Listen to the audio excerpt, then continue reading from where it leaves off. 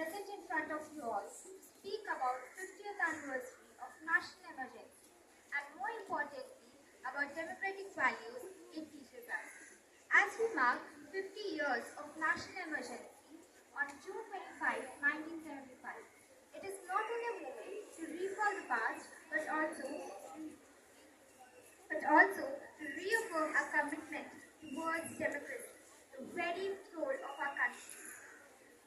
The emergency declared by then Prime Minister Indira Gandhi was a period that lasted for 21 months.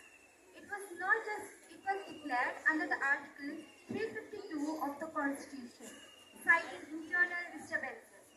However, in reality, it led to a huge suspension of civil liberties, including right to freedom of speech, freedom of press, right to life and liberty. Over 100,000 people, including opposition leaders, activists, and journalists, were jailed without trial. But why should we remember this today? Because emergency is not just a chapter in our history textbook. It is a powerful reminder of how fragile the democracy can become if we are not vigilant.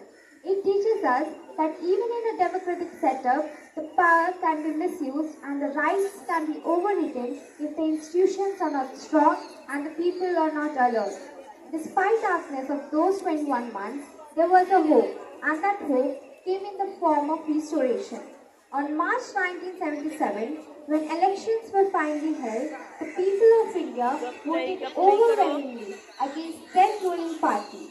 This was not just a political victory, but a moral and democratic triumph, proof that in India, the will of people is supreme.